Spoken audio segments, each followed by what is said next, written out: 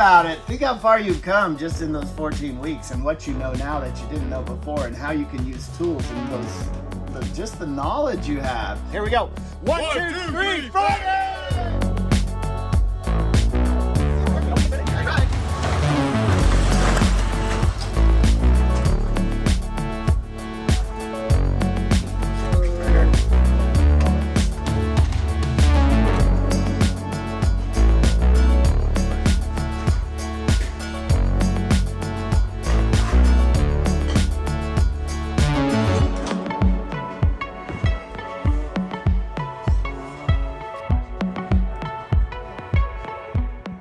This is the shiplap. This is what we put on once we're pretty close to finish with the homes. It goes on after we put these pieces of trim on, and we put our trim around the roof, and then we put our Z-metal, and then this is the shiplap. It's what goes on the top portion of the house, and then afterwards we'll be putting the corrugated steel from this bottom half. But today we'll be focusing on the shiplap. And when you're doing the shiplap, you have to make sure that your measurements are pretty precise, because you do not want large gaps here. Like if you see right here, there's not very large gaps alongside that. So you'll easily be able to put caulking around it and paint it, and it'll look like there's not even a space. But if there's too big of a space, then it's a little harder to cover. And sometimes you just want to pull that piece down and put a tighter fitting piece. I'm just gonna do these smaller pieces, and so what are you doing here? Right here I'm just measuring out my pieces. I know my pieces of shiplap are, the largest pieces are 10 foot, but I wanna fill in these smaller pieces at first, so I'm gonna use the pieces that have already been cut, and I'm just measuring out how long they need to be. And this one is 33 and 1/16.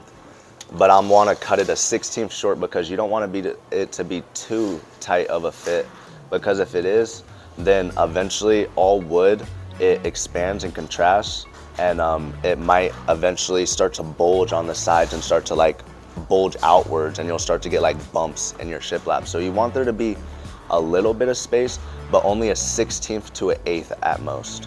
When you're using all wood with your framing, when you're doing the shiplap, anytime you're using wood, you have to take into account that all wood eventually will absorb some type of moisture, and it will expand and contrast.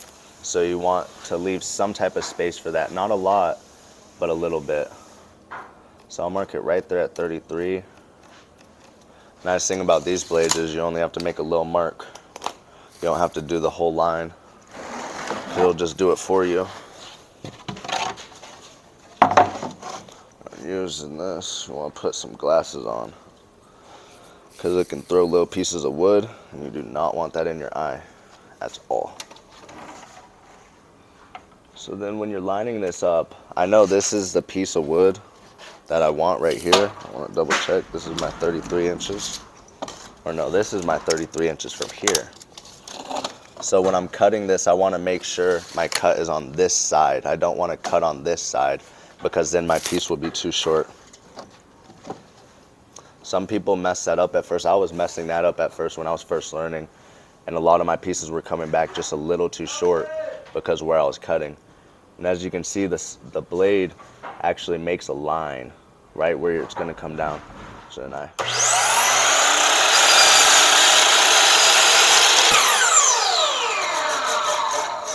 you want to let that stop before you bring it up. Move that piece of wood. I might be able to use it later. Let's go see how this fits. See, and that's what you want to see right there. See how there's like not much, like no play side to side. I can't really wiggle it side to side, but there is a little bit of spacing. So it will have a little bit of space to expand if need be. And then I'll be able to just put caulking over that to cover it up so you won't even see it. So it's snug, but not so snug that you have to force it in. Yeah, you do not want to have to force it in. If you're having to force it in, then it's too tight. Most definitely, then you'll have to take a little bit of a blade length off. Because you also don't want to mess up these corners. If you're having to force it in, you can blow out these corners and mess it up. If it starts getting chipped and stuff, then you don't want to use it. Because this is your finishing product. When you're doing stuff like this, your finishing product, like your trim on the outside of your doors, and the shiplap and the Z-metal and stuff, you don't want there to be like dents and bangs and scuffs on this type of stuff, because this is the stuff that the customer's gonna see. This is the stuff that really makes your work good.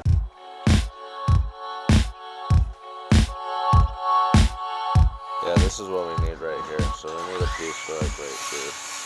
So then I'll just size it. You don't want it to wobble. We have this piece right here in the middle, but you really want mainly pieces right here at the end, because when I put this up, I was realizing that there was some like wobble play, but it's not here in the center, and that's not what you want. You want there to be pieces right here. So I'm gonna fill those in right there.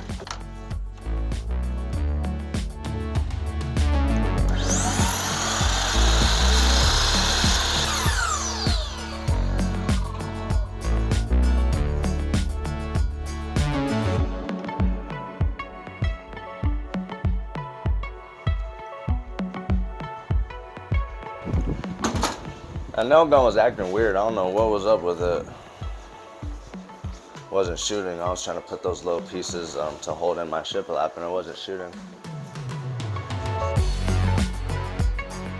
I like to use the big one for the saw because it helps. It's a little easier to hold the saw with the bigger battery in it, because the saw it's located on the top of it, and it just helps kind of keep downward pressure on it. But with this, it's like you put it right here on the bottom, and then it just gets all, it just makes it hurt your hand. It's like a good, I would say, 5 to 10 pounds right there. There's more wrist strain? Yeah, a lot more. I'm not sure where. I think it's in my, other tool bag. Then you can also use the little ones, but then they'll just die fast. Won't shoot right now. Was it? Show me what you doing. Can't get it to shoot. Yeah. It's on and everything. Oh. So sometimes this thing has a little malfunction. It got like jammed or something? Yeah, because I noticed when you were pushing, it only went in like that. So now try it. Ah, that's your problem right there, bud. You push it, that gets caught on the lip. So instead of doing that, do it upside down like that. That works too. Oh, that's what's happening? It's not. Oh, all right. That's what was happening. It wasn't able to, because it has a safety feature where this has to be fully pressed down before the pull of the trigger will actually shoot a nail. So, and I didn't realize that it wasn't, when it's going like that, it's not all the way. But I have to go at an angle sideways because this Z-metal that's what happened. So it wasn't the nail gun, it was just me not observing it. I was wondering, I was like, what is the problem with this? That's hilarious. So now it should work with this one. I like these ones a lot better. I was like, I've used this battery on here before. Yeah, there we go. So now that I have these pieces right here,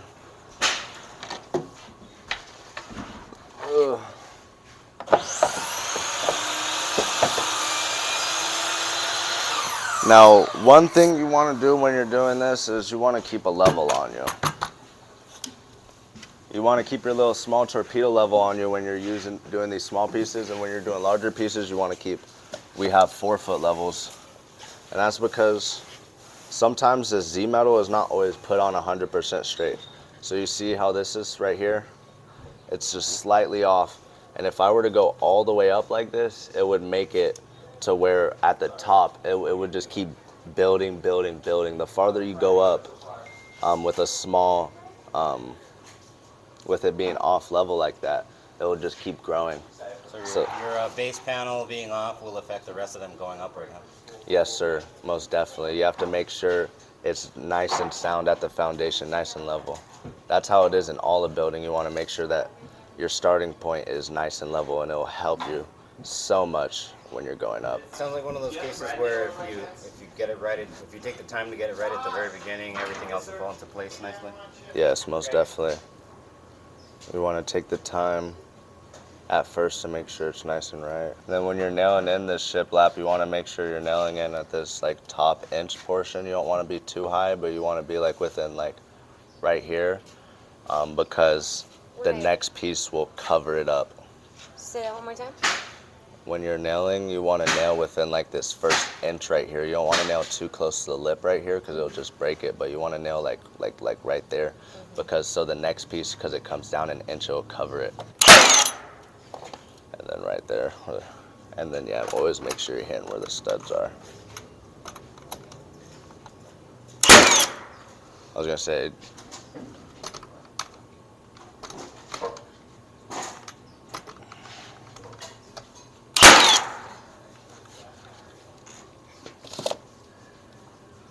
How's that looking like? it's looking nice and level.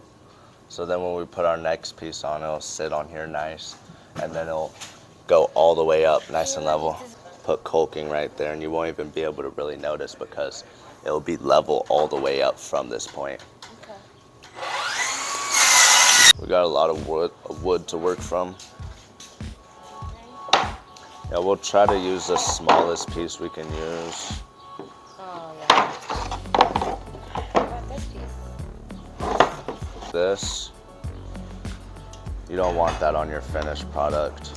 So then we'll just end up having to scrap this board unless we'll be able to cut a smaller piece out of it. You can see how long it is. You get presentation right for the customer? Yeah, exactly. And yeah, this piece is too short for us to use, so we'll just have to put it to the side.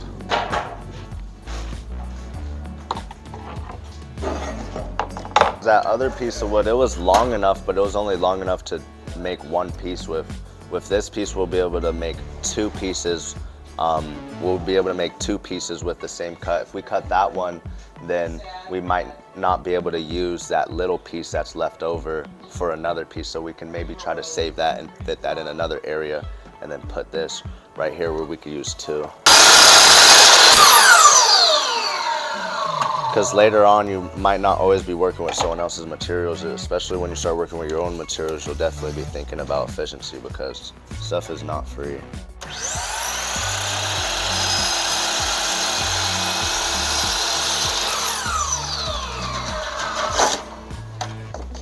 All right, here, Cassandra, just see how that fits. Good. That's good. Alrighty. That's perfect, actually. No wiggle room or anything like that? Tiny, teeny, weeny little bit. Like, I think it's like not even a 16.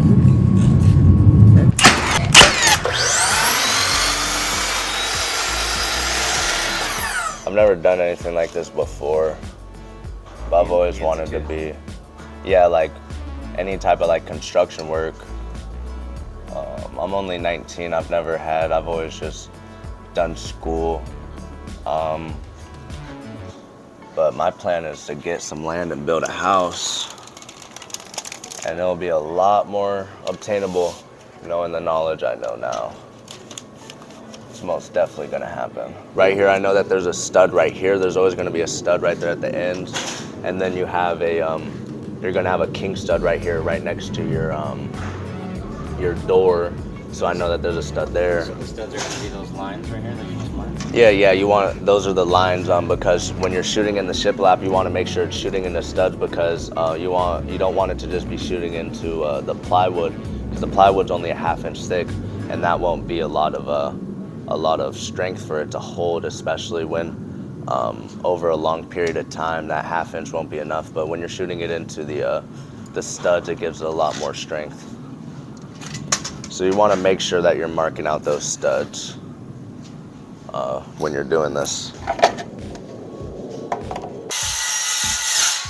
When you're doing this, you want to make sure that it's hooked onto the other piece, because each piece has a little inch lip that goes onto the next piece, and you want to make sure that it's on there properly, or your other pieces won't sit right. On this right side, on my left side, there was it was slightly out of level. So you can, once it's hooked onto the lips, you can lift it just slightly to get the proper level that you want. Because like I was saying, you want it to be level all the way up. You want it to be leveled all the way up, because if it's not level all the way up, you'll be able to see it. They'll be slanted either this way or that way, or however they're slanted, and you'll see it. Yeah, it's very noticeable once the whole product is finished. But as you right here, I didn't make this. This cut could have been a little bit tighter, but that is caulkable. We'll just, because you have to end up putting a bead of caulk down this anyways. So it's a usable piece, but you definitely, I try to have a little something more like that than compared to that. So on the next piece, I'll try to make it a little tighter. Yeah, we've been having 33 all the way up, which means that the framing was good.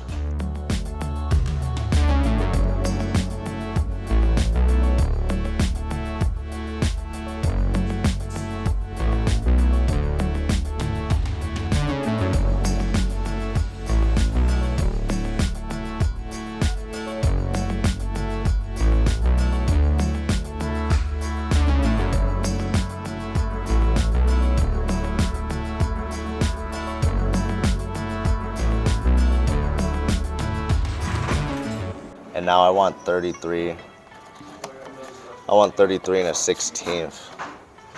I want to cut it right there.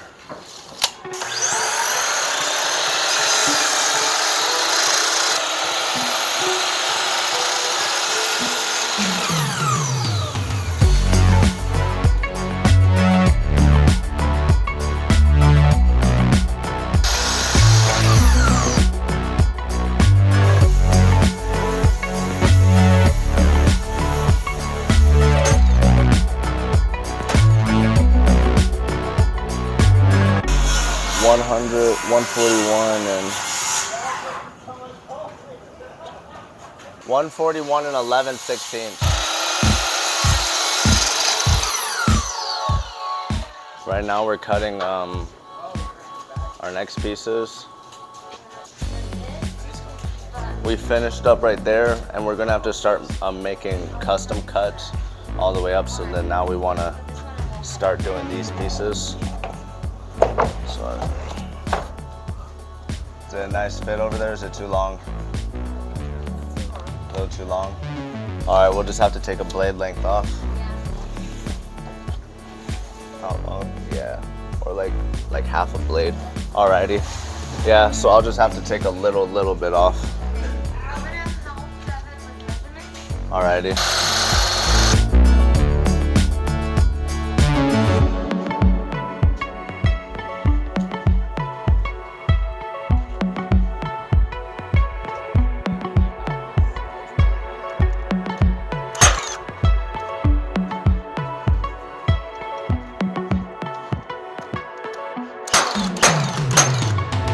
Yeah, the domino effect is very present when in all aspects of construction, because especially when you're doing this, if you're not making sure that the first ones that you're laying down are nice and level and where they need to be, then every single piece going up will keep just getting a little bit more messed up, and by the time you get up to the top, you'll have a piece that's really messed up, really angled. And that's what happened to us on our last build. So I definitely took that away, and it's definitely, it made me a lot better for the second build.